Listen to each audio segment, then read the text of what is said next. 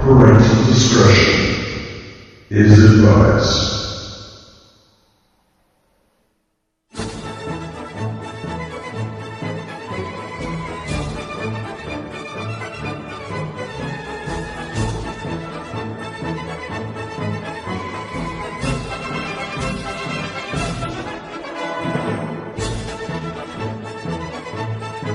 Hi, welcome to the Liam Scheff Show on UCY TV, Talk Network, and Truth Frequency Radio.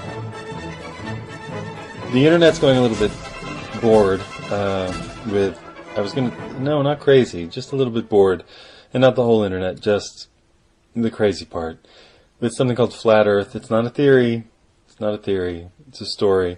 The people progressing it are not interested really in debate. They're interested in presenting the idea that they're kind of confused about some things, geography, geology, physics, geometry, and that their math skills or their curiosity about optics or math is pretty limited, and they're going after it to create a new mythology. Now, grant them a couple of points if you want, doesn't really matter. Their thing doesn't hold up because of 1,000 reasons. And we'll talk about it a little. But I mostly want to say that we mythologize. Human beings make mythos. We make mythologies. And maybe I haven't warmed you up enough. So my name is Liam Scheff. I'm the author of Official Stories. I'm working on Official Stories 2, which is a continuation of Official Stories. It's about how we make mythos. I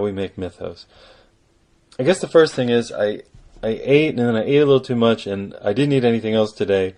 And my stomach's just sort of not really forgiving me because it doesn't like to only eat one meal a day. It likes to eat 2 meals a day, but I didn't because I don't know if I was hungry or bored, but I just kept drinking this coconut milk, which eventually made my nose run because it's just not all that natural, honestly. It's got all these synthetic vitamins in it. I don't even know why I drink it. I'm not going to anymore. So I decided not to do that anymore, but still, it just wasn't my best thing to do for my stomach. And then I was online and I was looking at these posts and these questions coming in from these people doing this fake flat earth thing, where they decide that the moon is a balloon that lights up, really individually for you from mile to mile across the face of the planet, and I guess flips around when you're in South America. Just maybe it's an optical illusion according to them. They don't really have a model. All they know is that you shouldn't be able to see across certain distances of water as well as you can. Never mind that you can, and never mind that the ships that they say aren't apparently sinking beneath the horizon actually are sinking beneath the horizon, and never mind that they're not doing the geometry very well, and maybe they're bundling up the numbers too fast, or give them credit for discovering that some things are visible from a further distance across bodies of water than you'd want them to be or than you think that you would be, but give them no credit at all for not looking at the decline of objects across a very large distance, recognizing a curved surface of a planet. Also, I want to give them no credit for they talk about these bodies that are supposed to be flat, and they say it can't be, but they just mean flat in reference to a curve. In other words, not a mountain or a valley, just annealing or adhering to the long curve. And if I've lost you so far, I'm going to pick it right back up. I've been stuck in this sort of weird zone reading this stuff in a little bit of disbelief, wondering why the internet, for people who claim to be in search of truth, has devolved into a Nibiru cult-worshipping, Anunnaki-sucking, flat earthism. I have my pet theories. Number one, we're a storytelling species. Number two, we don't like to face our own deficits. We'd rather project them outward. Psychological projection is what we do best. It's how we tell stories. We project our fears into a larger template so that Luke Skywalker's kids or Han Solo's kid or Princess Leia's kid can represent us in a very synthetic and diluted battle of good and evil, whatever it means to be on the light or dark side of the force. We will choose our side, always knowing that the villain's probably more interesting than the good guy, because nobody is really good or bad. Not all, or very few people are significantly so much more evil than they are, without any good qualities that we just call them evil. Most people are a problematic mix of characteristics. It takes great effort to become one or the other. It takes great effort to become truly evil, and it takes great effort to become very good. And I don't mean saintly in the Christian way, because Christianity is, as we've talked about on this show, really a problem. It's almost a mental problem, because it limits your movement and freedom of your mind. It limits the things you're allowed to think about critically. And it adheres you to these patent fairy tales. Well, we're going to talk about one of the fairy tales on this show, and I guess I just had to go through that, flat earth matrix for a second. Their model doesn't work, and if you ask the flat earthers for a model, they take out this Cracker Jack box thing, sort of like a paper background with a little dangly moon above it and a little dangly sun above it. And they don't know why they're there or how they work. They say there's a dome that's not there in evidence.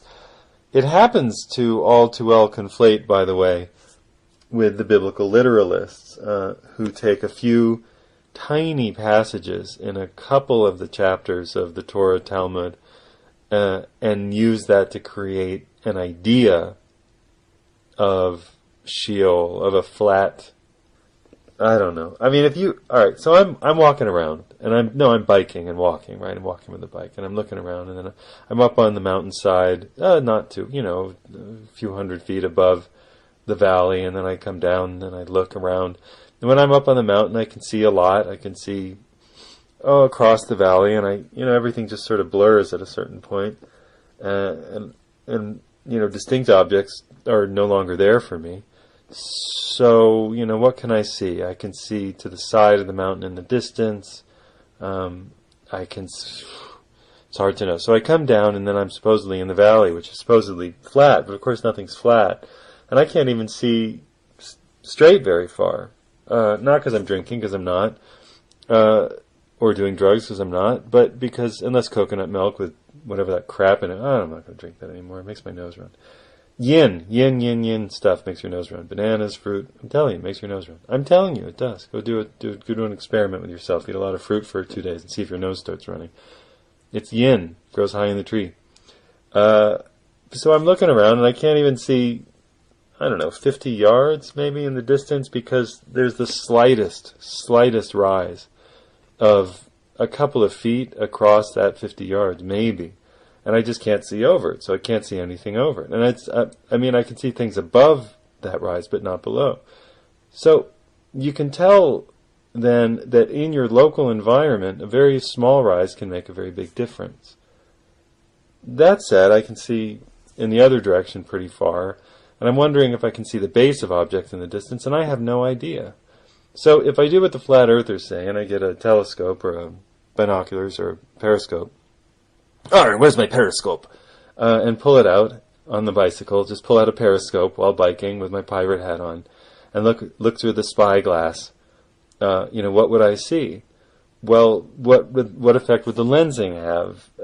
How submerged should the base be across a certain amount? How many inches should I lose? And is the valley gently sloping one way or the other? And is there any bloody way to tell? Is it even possible remotely to tell?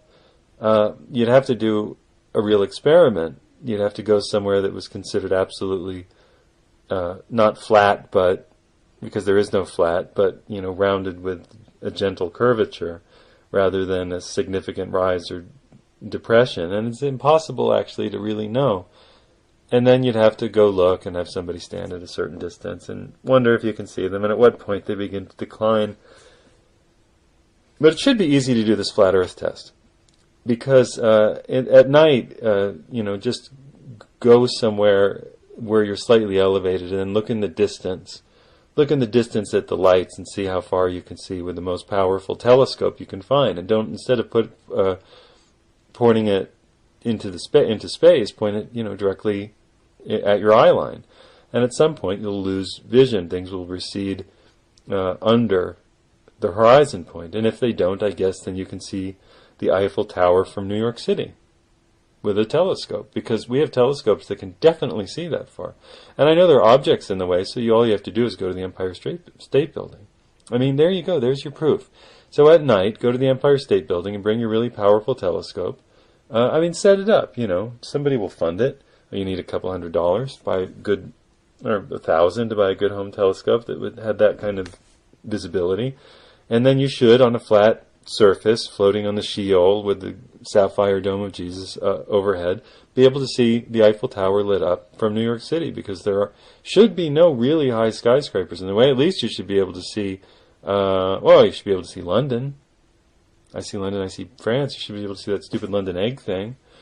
You should be able to see something that was significantly high enough that was lit artificially from New York across the Atlantic with a telescope at night. You should. Why not? Why not? That's the argument. So go do it. The other problem, and of course you can't. You can't see France.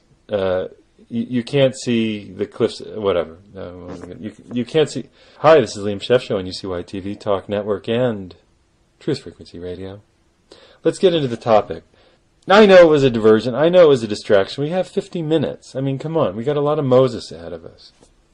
The point is, people believe things that aren't necessarily true, and they're mythic. Now, you can disprove the flat earth theory if you want, or argue against it very reasonably by asking them what their model is. They have no model. It's a very silly Crackerjack Mox highlights for children cutout model that doesn't work, that begs reality at every point, that nothing in our world works on this model. The sun doesn't work. The moon cycle doesn't work. The seasons don't work. Nothing works. So their complaint is that you can see a little bit too far on the salt flats, or on a couple bodies of water they see farther than they think they should be able to see, but their math is bad, and they haven't done the very complex geometry.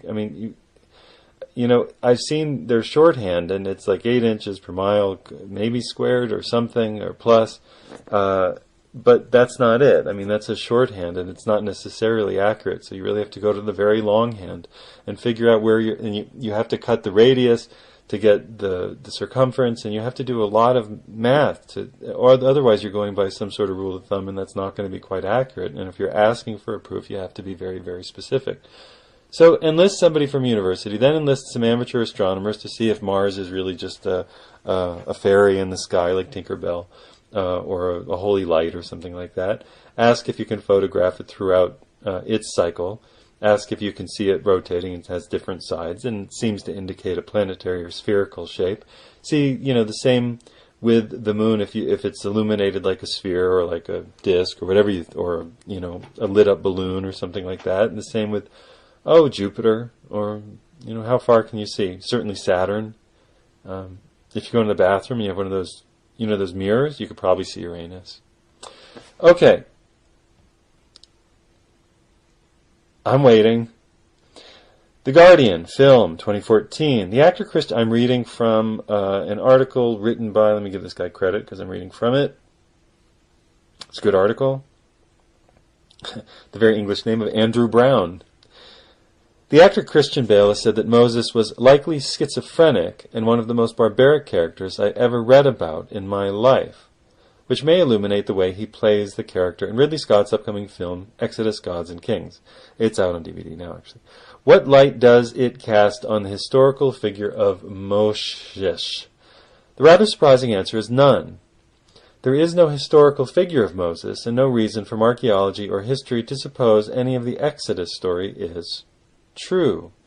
Since the central rite of Jewish identity is the Passover festival, which commemorates the moment that Moses freed his people from slavery in Egypt, the absence of evidence outside the Bible story is potentially embarrassing, says Rabbi Laura Jenner Klausner.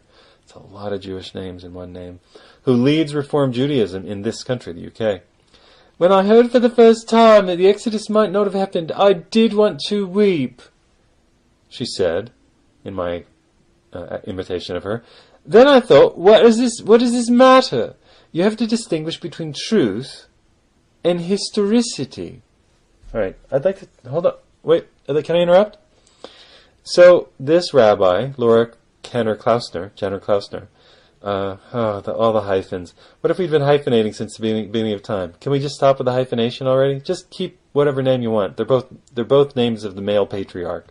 All right, can we knock it off? All right, who cares? Just invent a new name when you get married, all right? Just invent a new name. Just take whatever name you want. When I heard for the first time that the Exodus might not have happened, did not happen, I did want to weep. Then I thought, what does this matter? You have to distinguish between truth and historicity. Hold on. Truth and historicity? No. You mean myth and historicity. Now, this isn't the only time we're going to find in this article or this vein of thought that these people who believe in this story confuse myth with truth. For the purpose of this show and for the purpose of my listeners and for the purpose of the newcomers, myth is a story that is so emotionally or psychologically compelling or conniving or manipulative or entrapping that we don't really worry about it if it's true. We're trapped by it the same way that people are trapped by flat earth theory. They're trapped because they're not good enough at thinking. They're not good enough at formulating questions or creating a model that bears the weight of scrutiny. It has to be falsifiable. You have to be able to prove it wrong, or it can never be proven right. If it can never be proven wrong, it's a myth. And the flat earthers, in their point of view, can never be proven wrong because all evidence to the contrary is fake. And when they provide evidence, it overturns all the stuff to the contrary. But it doesn't, because they haven't addressed it. And I can go through lists and lists and lists of problems that are strictly mathematical, strictly observational. And they'll keep trotting out the same, I don't think I should be able to see this lighthouse top from here. Okay. All right. Good for you. Now that you've made the Earth into Middle Earth, and we're all hobbits or elves. I'd probably rather be an elf than a hobbit. I don't know, they're just sexier, right? And I think all the hobbits... I don't want to go out with Sam or Elijah. That's what I'm saying, Elijah would. By the end of the movie, I think Sam went out with some blonde, but really, we know that Frodo was his true love. And as far as elves goes, the boys and the girls are pretty good looking. But I'll take the one from the new one. What was that, Angelina something or other? I can't remember her name.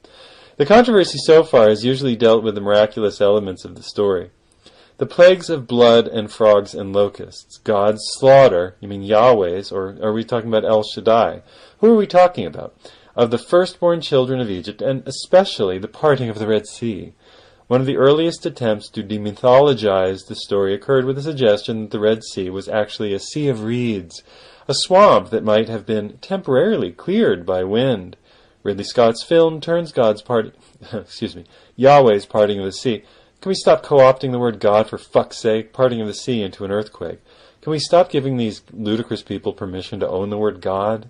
To own the word that indicates the mystery of the universe? I'm calling it Yahweh from now on. But the problem with the historical evidence goes much deeper. Moses himself has about as much historic reality as King Arthur. British archaeologist Philip Davies famously concluded. Tom Holland, historian, says the likelihood that the biblical story records an actual event is fairly small. This article goes on in this vein for a long period of time. And then we get all of the possibilities. Cyprian Broodbank, this is the most troubling, by the way, descriptor I've ever seen. The Disney professor of archaeology at Cambridge University. Oh my goodness. I want to sit in that class. Wrote in his recent history of the Mediterranean that the Exodus was at best, now hold on to this one, a refracted, what does that mean? Folk memory, what does that mean? Of earlier expulsions of Levantine people, what does that mean? Following the reconquest of the Nile Delta by the Egyptian king Ahmose, forgive me if I'm pronouncing that, around 1530 BC, around the time the Exodus, maybe, or 1450, or 1400, or 1350, or 1250 was supposed to have happened. That's right, there's no date for it. Like everything in the Bible, there is no date, there is no time. Like everything in the Old Testament and the New, there's no date, there's no time, and there's no author. Christians have been bent over the stool of faith for the last 2,000 or 1,800 years. It's been considered important that they absolutely vanquish and expunge their brains in critical thinking in order to believe things that their critical thinking, that their minds, that God or the universe gave them, tell them aren't true.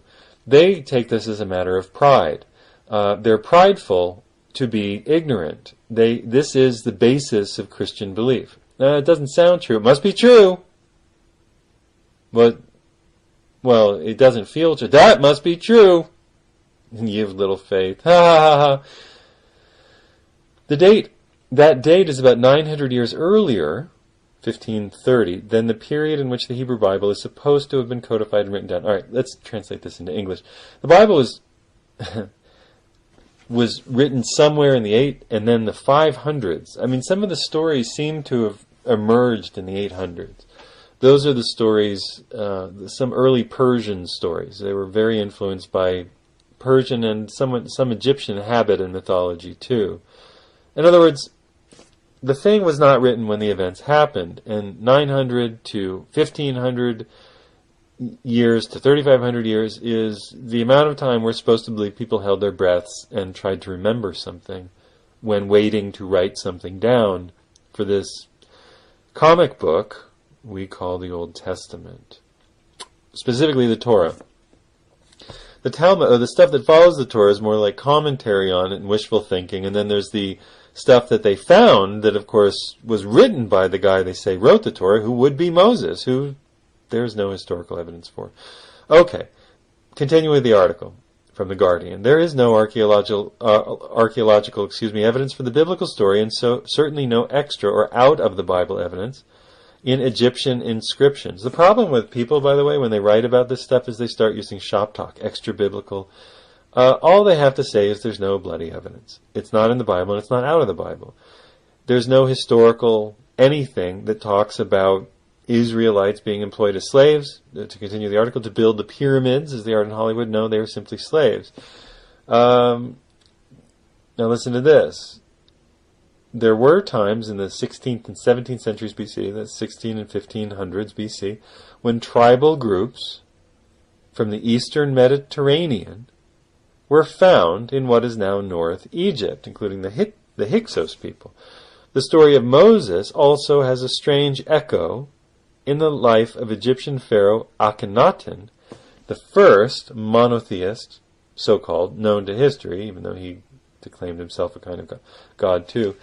He reigned from 1352 to 1338 BC, and you think with good record keeping like this they would have noticed the whole Jewish incident, but we'll get to that, and proclaimed that there was only one true God, Aten, the sun disk. Sound familiar? All others were false, their temples were closed, their images destroyed, and their names erased. When Akhenaten died, the old religious system revived and then obliterated his memory, and had it not been for the discovery of his tomb in the 19th century, the experiment would have been forgotten. As the historian, I have to say this, Jan Assmann, I know, 2 S's and 2 N's, put it. Hey, imagine being that kid in the schoolyard. Moses is a figure of memory, not of history, whereas Akhenaten is a figure of history, but not of memory. That's interesting. In the Bible, continuing with the article, Moses did not invent monotheism. He had it revealed to him by the one God, which is El Shaddai, El of the mountain, or Elohim, or Yahweh, or whomever it's calling itself at a certain point by, whatever, who appeared in a burning bush and would not give its name, except penicillin, I guess. Burning bush joke. Yeah, I am that I am. Sorry, I thought that was Popeye. Unlike Akhenaten, who appeared alongside his God in scriptures, Moses was very clear about the difference between himself and Yahweh. He is horrified when Jah tells him to return to Egypt and lead the Israelites out, and arranges for his brother, was it brother by marriage? I can't remember, Aaron, to be the front man and deliver the speeches. Yes, Moses is such a turd that he can't do it himself, so Aaron is also infused with Yahweh power. Now listen to this. Here's that rabbi, that lady rabbi from the beginning. When you're frightened, sorry, I'm going to New York too now. You internalize the voice that says, I'm frightened. Why me? Why do I have to do it? That's the Moses voice, says the female rabbi from the beginning of the story. What matters to me is that it's the language and modeling of that kind of leadership is extremely true. To have a flawed leader, a reluctant leader. The question I ask of the story is there an enduring truth that will move me, move the people I'm involved with, and give them liberation? Yes!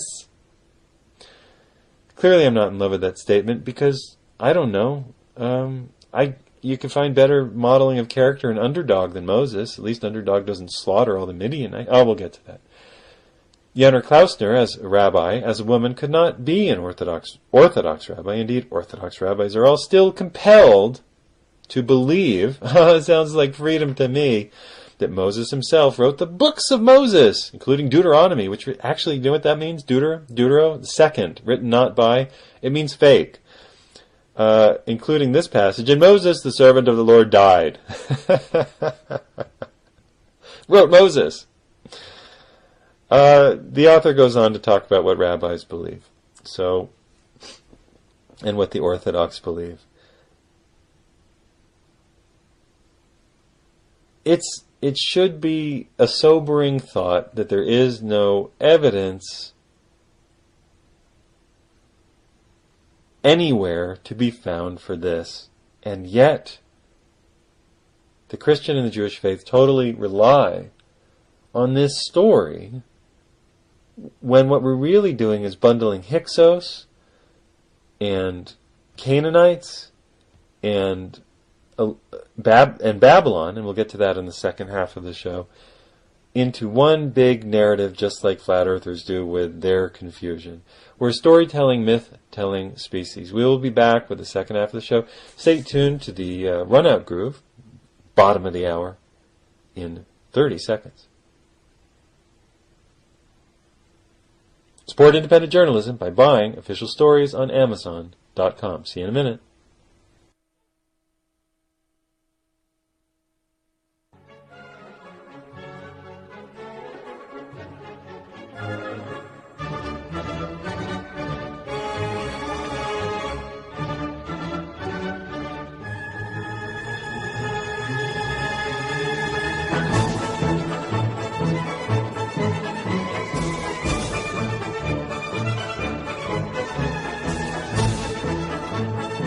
And welcome to the UCY TV Talk Network's Runout Groove. Truth Frequency Radio is paying their bills at the moment, but we get to talk with each other for this happy 2 minutes. Well, what can I tell you? We're going to come back and talk more about the Moses thing, but let's take a break from that for now. I look at the state of the internet, and it's clearly devolved very, very, very quickly into just endless tracks of one-upmanship and logorrhea, infighting, and meaningless tropes used against meaningless tropes. And it's very difficult to figure out what's true. There's a generation of young people who's grown up with special effects all over the place. And I think that they no longer can trust their eyes, and they no longer know a photograph from a digitally modeled photograph. And they no longer how to tell what's a potential myth from a potential conspiracy. They don't know how to gauge anymore, and it's slightly troubling, sobering and troubling, because we're headed into an oil decline. We're headed into a radiological nightmare around the globe, especially in the Western countries, which invested in the peaceful atom. So I don't really have a remedy for it. I truly don't. I'm just one of you here biding my time on planet Earth and trying to tell some truth, and I want to build some gardens and, raise some little animals so they can all lay chocolate eggs so I never have to kill any of them. And I can just survive on chocolate. I thought are those chocolate eggs? Yuck. You can support this show, you can support independent journalism, you can support this discussion of the reality or fiction of the Bible, the reality or fiction of flat earth, the reality or fiction of things like Big Bang, HIVism, HPVism, by going to PayPal. The link is up on Facebook, on YouTube, and on UCY TV. The link is up where my webpage is to donate $5 to $20 on PayPal. You can also buy a book. Official Stories is $4 on Kindle. What a steal. 10 chapters, 11 topics.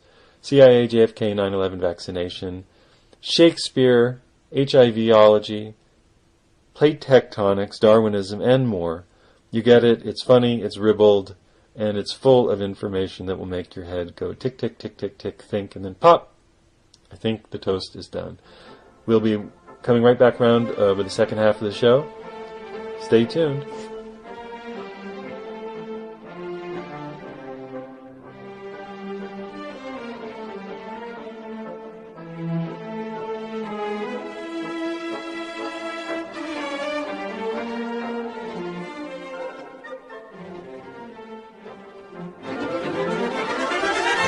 And we're back on the Liam Scheff Show on CYTV Talk Network, Truth Frequency Radio.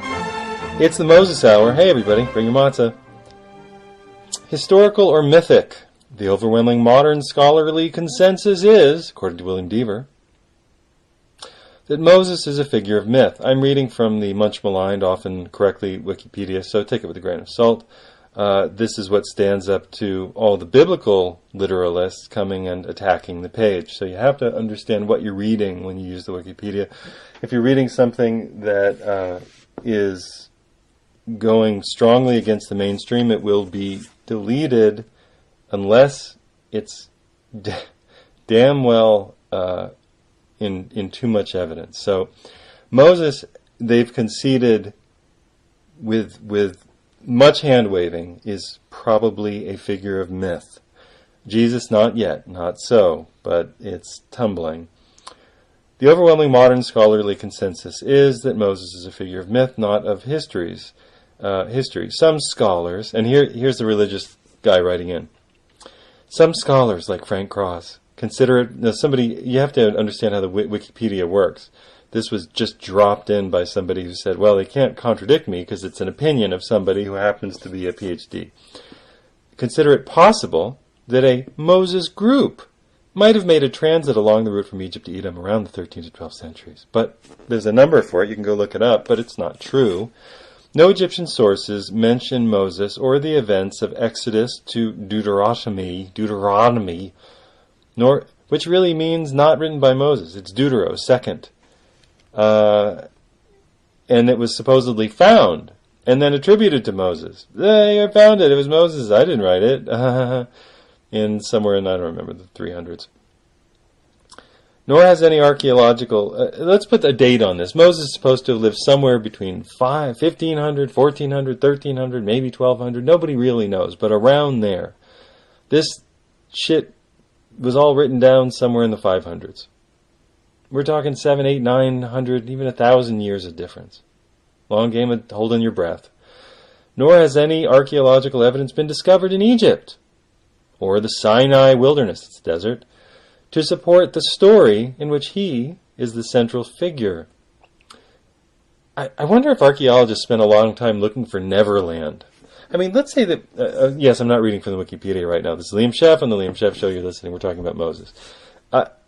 If archaeologists went to, like, if we grew up with this idea that there was a mythic place, it was real though. It was called Neverland. Oh, there's a Neverland, you know? It's real. Neverland is real. And our Lord Peter and the Archangel, the Archangel Tinkerbell was there, and the Lost Boys. And we inherited this story, right? And we set archaeologists like on some voyage, and they went to the South Seas, which on flat Earth or somewhere near, I don't know, Canada, I guess. And anyway, they went to the South Seas in the Southern Hemisphere, and they started looking at islands, and they started to look for evidence, and there were like some tribal markings, and they said, this could be the Lost Boys, and they found some stuff that looked like it could have been put together. Oh, we found archaeological evidence. And they find something that they translate through the various local languages, which might mean Peter, which might loosely translate into the name of Petros, which means rock. So they have a name in another language which means, oh my God, we found evidence of Peter Pan. It's real. That's where we live. People have been spending the last, 2,000 years inventing Bible land. It's all over the world. Bible land is all over the world, especially all over Europe and the Sinai, the Levant, all that kind of crap. It's all over there. Jesus land. They built the Jesus land theme parks and the Jesus land attractions and the bones of the saints. And look at this. It's toenail of the saint. Look, it's the 10 million pieces of the original cross. It only weighs 600,000 tons. Nor has any archaeological evidence been discovered in Egypt or the Sinai wilderness to support the story in which he's a central figure. The The story of his being placed in a wicker basket covered with tar and pitch and left among the reeds on the waters of the Nile, Exodus, picks up a familiar motif in Near Eastern mythological accounts. Huh? Familiar motif, you say? Near Eastern mythological accounts of the ruler who rises from humble origins. Straight out of Compton. Thus Sargon of Akkad's Sumerian account of his origin runs, "My mother, the high priestess, conceived. In secret she bore me. She set me in a basket of reeds, of rushes, with bitumen, oil, tar. She sealed my lid so it wouldn't sink. She cast me into the river which rose over me." And that figure, that prince, was found and raised and eventually became the king. Does that sound familiar? The tradition of Moses as a lawgiver and culture hero of the Israelites may go back to the 7th century sources of the Deuteronomist. In other words, the person who claimed to be Moses and wrote Deuteronomy, which might conserve and protect earlier traditions, beliefs. So, in other words, there's a Johnny Appleseed myth going around, right? Or even worse, there's a John Henry. John Henry, when the steam engine came around, when coal came around, the powerhouse of slavery was threatened, and so there's this myth that rose that John Henry fought a steam hammer for. Really, the slaves like, dude, let this go ahead, steam hammer, no problem, man. So we invent myths to canonize, to like freeze frame, to pour into that sort of weird plastic that you can put things in a three-dimensional block. Of course, there are no three-dimensional blocks. They're all flat. They only appear to be three-dimensional on a flat Earth. Anyway, we take moments of history and we make stories out of them that only bear slight resemblance but have some emotional contact with the original story. That's what Moses is. That's what they're saying. So, Kenneth Kitchen, no. I'm not reading The Solitary Voice Among British Egyptologists. So listen to this. This Wikipedia is written, and then you can see here, Kenneth Kitchen, you can see the fight. A solitary voice among British Egyptologists argues that there's an historical core, blah, blah, blah, blah, blah. William Albright believed in the essential historicity, blah, blah, blah, blah, blah. Biblical minimalists such as Philip Davies and Niels Pierre Lemche regard all biblical books and the story of Exodus, United Monarchy, Exile, and Return as fictions. These are different beliefs. They're irrelevant. Let's go back to evidence. This is how people get confused when reading. Despite the imposing fame associated with Moses, no source mentions him until he emerges in texts associated with the Babylonian period. The Babylonian period, mid-500s to early 500s, closer BC, coming closer to the 400s, 300s, 200s. So get this. Nothing is written about the most famous guy in Jewish history who wrote the Bible until the Bible crap is written, till the comic books are written, when the priestly class is in Babylon somewhere in the 500s, because Babylonians took over the whole area and brought the intelligentsia over to work for them, where they absorbed the myth of Sargon, the myth of a lawgiver who receives the tablets of Hammurabi, who receives the code from the sun god, just as Moses received the code from the sky god. Sound familiar to anybody? This stuff isn't written down. It's nowhere in evidence. The modern consensus is that most of the Israelites were native to Palestine. In other words, the Israelites didn't come from Egypt. They came from where they live, a.k.a. Canaan, Palestine. Let me keep going. So other archaeologists suggest the Moses story is a distortion of the historical failure Amen-Mose, who was dismissed from office and whose name was later simplified to Moses. But more ideas. Also, Akhenaten was offered as a candidate for an Egyptian, even by some Christians, as an Egyptian source for an historical idea, a seed of why would there be a story about a guy who forced people against their will essentially to worship one boring, angry sky god when they had all these other cool gods to worship. The Exodus narrative, which in traditional chronology begins with the impossible date of 1496, almost 1500 BC, itself has resisted numerous attempts to verify or ground it in archaeological digs, which have been abandoned as a fruitless pursuit, since the evidence points to an indigenous origins for the Israelites. In other words, the Israelites come from Israel. They come from Canaan and Palestine. They did not walk across the Verrazano Bridge from Egypt to Canaan or Palestine. Attempts to locate the Red Sea, as described in Exodus, have failed. The figure of 600,000 adult males, now get this, described in Exodus, or 603,550 males, also in Exodus, would imply now imagine this. The Exodus story says that the Jews were brought here, and and there's a whole story about that. And Moses rises up, and Yahweh, the burning fire bush that doesn't burn, says, I am what I am, and gives him the spinach. And he goes down and says, I'm Moses. I have spinach. I'm very strong. You should all follow me out. And they follows him out, and then they cross the Red Sea, which just happens to lift its skirt for them, so they can go between its legs and get to the other side in Palestine. With 600,000 or 603,550 people, depending on who's counting. Not people, but adult male slaves. Adult, not children, not young men, but adult male slaves. Adults, meaning marriageable or sexable age, meaning that most of them, or all of them, have girlfriends or wives. So take that 6 and double it to 1.2 million. Most of them have children, so take that 6 times 3, 1.8 million. Give them another child, we're up to 2.4 million people. Implied total population, give a couple of them a couple of wives, they're allowed, of Israelites in flight through the desert for 40 years of 2 to 2.5 million people, when the total population of Egypt, according to its records at the time, was 3 to 4.5. Big range. We're talking about we're talking about more than a third, 3/4 to likely a little more than half of Egypt walks out. Walks out. Recorded nowhere. Really? I don't think so. In fact, nobody thinks so.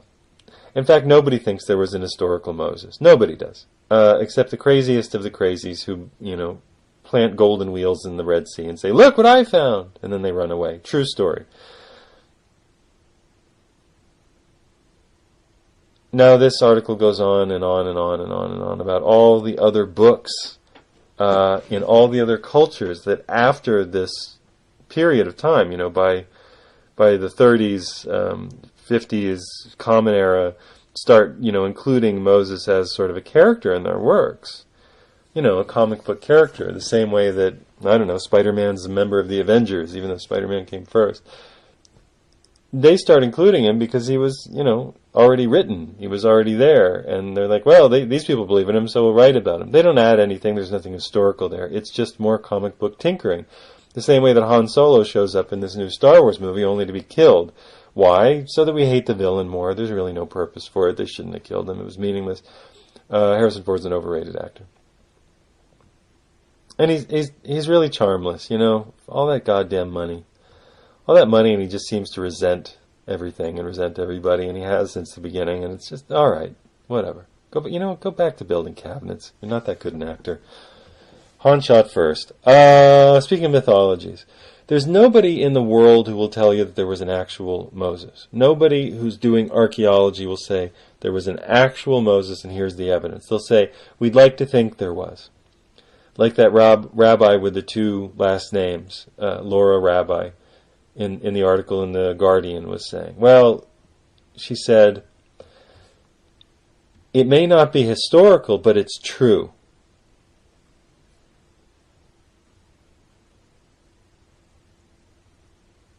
You have to distinguish between truth and historicity.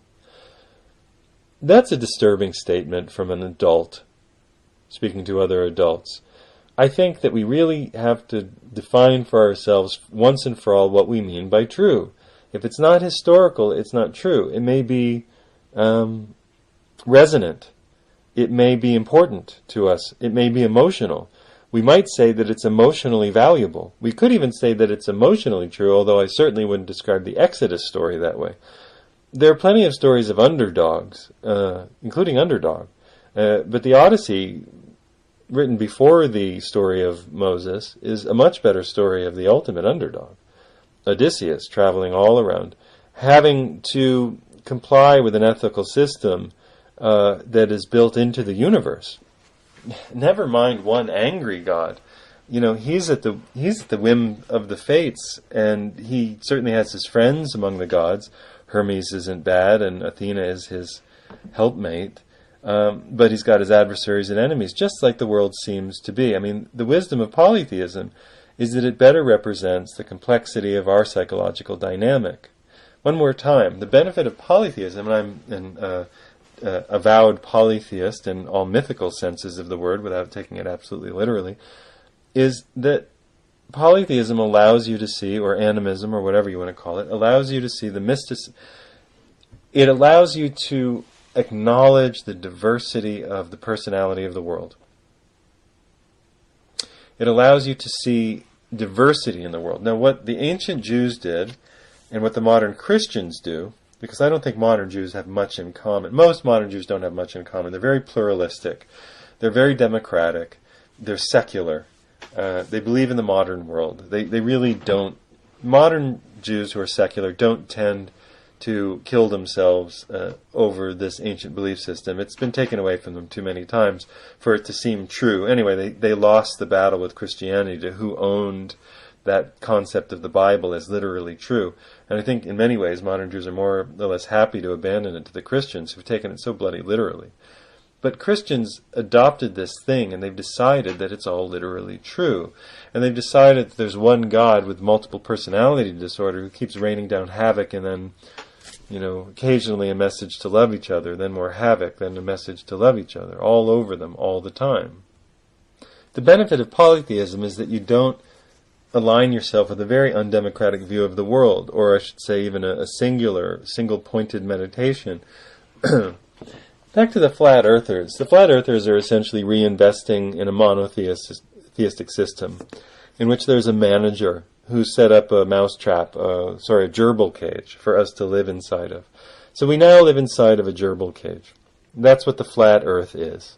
The flat earth is a gerbil cage in which we are clearly monitored and things are set up for us because there's no other way for it to be for them, because they think that they can see a little too far over a couple bodies of water. They're all very math allergic, by the way. And they've also misunderstood the idea of a curvature point versus a vanishing point versus a horizon point. And they ignore all evidence that doesn't fit their model. And if they want to make a couple of points about areas in which you can see farther than you think you should, that's fine. But they've invented a gerbil cage for us to live in, which is a monotheistic idea. I was talking with a friend of mine, and giving him my arguments, rather strong, emotionally felt arguments against this flat earth model. And I was explaining that I doubt that the Hindus would ever come up with such a thing. I think that it wouldn't even occur to a Hindu person to think that one God had built the earth according to a couple lines from the Old Testament, and then we were in some sort of puzzle box to figure it out, and if we did, we got the Cracker Jack prize. No, everything for them is the soul of the universe. Everything in Hinduism has the Atman. Everything is the incarnation of the unknowable. So there's no need for such games. If we can put cameras up and see that the earth spins, then that's part of what the Brahma has become. If our shadow is cast as a circle on the moon, and the moon is a sphere, and every other planet is a sphere, then that's part of the wonderful mystery of the universe. Beyond that, the idea that there was one God pulling a trick on us would be contravened by the idea that there are many gods at work. And there are many gods which are truly an incarnation of one unknown. So we all precipitate from one thing. And then a very wise Hindu would say, and of course the gods are a manifestation of our minds in the way that we look at the unknowable. We name them according to human form, but they're much more than that. And in the end, there's the mystery, which is what the Bhagavad Gita tells us. What the Bhagavad Gita is about is a little story about a guy who was supposed to go to war. And he's the leader of his people, and his name is Arjuna. Well, he's looking out, and he goes out on his chariot, and there's his charioteer next to him, who's tricking him. Who's tricking him is really one of the great gods. I believe Krishna is an incarnation of Vishnu. But he doesn't know that. And he's looking out across the battlefield, and there's across the way, he sees across the valley. He sees all of his cousins and all the people that he's known who live in that other part of the valley. And he's supposed to go to war with them, and he refuses. He says, I won't go to war with them. People he doesn't know, too, certainly, and on his side are his brothers and sisters and all the rest. But he says, I'm not going to war, it's pointless. Well, the god says, listen, Tattvamatsi, you're it, and this is your job. This is who you are, you're a warrior. And the god begins to pull away its many, many faces, and it ends with something that he can't even fathom, the gaping maw of the unknown spilling backward through all space, through all everything, until it's unfathomable by us and overwhelms us, and we begin to dissipate. And he couldn't take it, and he, in the end, says, yes, okay, you're greater than I am. Well, that story is sort of mirrored in the Torah story of Job, really Babylonian story of a guy who's overwhelmed by his life fate, and then the god comes and says, that's the way it is, essentially. That's the way it is. Life's like that. Life is bigger than you. These stories have some value. They can be psychologically compelling as long as you don't, depending on how you take them. But if you believe that there's one guy, and he's a god, and he gave one set of rules to one guy who was a god on earth, really, and then that's it, and then you build holidays around it, and you develop a whole cultic system about it, and then that system is consumed by another religion and sort of buries it in its trunk and walks around with it all over the place. This Christianity, which has Judaism in its back pocket, really is the whole... Judaism is really the engine of the car. We don't see it. Christianity is just the new paint job. That's the truth. Christianity is a pretty paint job. And really, if you look at Christianity, it's not that pretty. It's very destructive, and it relates totally to all that Torah stuff that was recycled for the New Testament. We'll do that on another show. All the sayings of Yeshua or Jesus or Yeshu that are truly just Old Testament revisited. It's the new Star Wars. You're just grabbing the plot lines and many of the actual lines from the old Star Wars and making a new movie with a Death Star number 1, 2, 3. Well, no good historian, by good historian I mean somebody who's not drinking the Bible for breakfast, lunch, and dinner and hoping that it's true. Nobody who's just accepted some aspect of reality will tell you that the Moses character is real. What does that tell us about Jewish identity? Well, it's too late. We all Christians, everybody in America grew up watching Charlton Heston, crack down his rod and part the sea. Kind of a sexual reference. We watched the Pharaoh and child being murdered because he wouldn't let the Jews go. We realized that Yahweh is not very nice, and then it got even stranger. The Jews crossed, and then they were given food, but that wasn't water, and that wasn't good enough. Then they were given food, and that wasn't good enough. They began to behave as though they were completely insane. There's this all-powerful man who just got them out of something, and they're acting like they're children on parade, just doing whatever they want. They're escapees from boarding school on the town, worshipping any idol that they can get their hands on. And then the idol says, the non-idol idol, the Yahweh says, well, you're going to be banished and you have to walk for 40 years. So this is the story that we're given, that these 600,000 men, plus their wives, plus their children, said, oh, yeah, okay. Yeah, cool. We'll wander until we're all dead, and then only our children can come to the promised land. Don't you think they would have murdered Moses and said, hey, old man, take us there? Again, Bible stories aren't there for logic. They're there for metaphor. So why did this story exist? This story was written during the period in which some of the intelligentsia, the priest class of Jews, and were in Babylon. There's another argument that Babylonians were simply managing the area, and they even sent some of their own people back to manage the religious lives of the Jews. And they infiltrated and overtook the Jewish religion, which had worshipped El in the north, Elohim, the gods, Asherah and Yahweh in the south, and they made the religion legalistic, intensely legalistic. These law books, Leviticus, the Ten Commandments, all of this stuff was good for managing a population. And that's what you get out of the actual history that's beneath the Moses figure. There was no Moses. There was a Hyksos period somewhere in the 1500s or thereabouts in which some people who seemed to be Semitic had ruled the Egyptian dynasty for up to 500 years, I'm not exactly sure, and been driven out. So there's an archaic memory or folk tales about people whose ancestors long, long, long ago were driven out of Egypt. Well, that can combine with being slaves in Babylon. The Babylonians can influence Jewish thinking to adopt this new model of law. And they can think that they'll stop losing if they just follow all of these rules. And they turned all Jews into obsessive-compulsive neurotics. That's what Leviticus is about.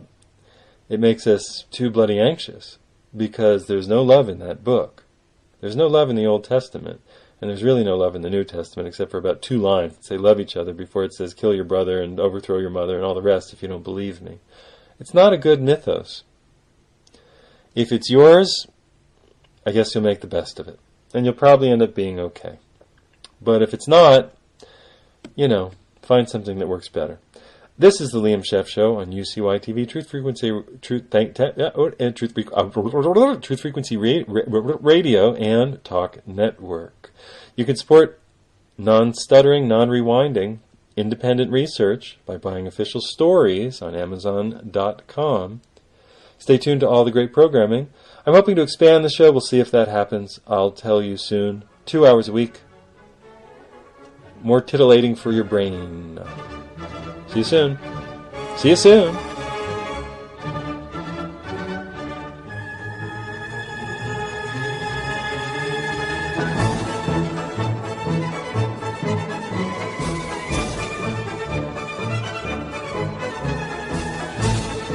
Well, what did we learn on today's show? We learned that nobody of any merit thinks... I don't want to do a merit argument. We learned nobody who's doing serious thinking sees any evidence for an historical Moses. The people who want there to be an historical Moses have the vaguest hypothetical, mythical arguments, but no person, no writing, no tablets, no stones, no nothing, nada, zilch, nulle part, zil, zéro, zed, rien de rien, nothing. We learn that doesn't stop people from being Christians, but it should, because there was no Exodus, there was no chosen people, there was no Yahweh giving the 10 Commandments, the Decalogue, there was no Leviticus given by Yahweh. There was a copy of the Babylonian rules, the Hammurabi Code. We learned that the Genesis story wasn't written by Moses because he didn't exist, that it was rather constructed and adopted from Babylonian, Sumerian, Egyptian, the floating myths of that area, of Canaan, Palestine, all that area that was constantly being overrun by different empires for periods of history. We learned that the great stories of the Bible are borrows, slightly adopted and adapted for one particular tribe, or maybe 2, or maybe even more than 2 little tribes over there in Palestine who had an aversion to pork like the Egyptians did, and circumcised like the Egyptians did. Sound familiar? Where do they get their ideas from? We learned that Christianity is built upon a religion that doesn't really exist. Well, maybe you could say the religion exists, but the history of the religion doesn't really exist, except in the modern era. Which isn't to say that anybody should be angry at Jews, any more than you should be angry at the ancient Greeks. We should be angry at ourselves for allowing ourselves to be mythologized when and to think that these things are historical. They're not historical. They're myths, and myths are nice stories. But the real world is a nuclear disaster. It's a nuclear meltdown. It's not a flat Earth. It's a nuclear radioactive Earth. It's a polluted plastic planet. And I think that we should be focusing there, because we're in a hell of a lot of trouble, and Moses is not going to get us out of it. This is Liam Scheff Show.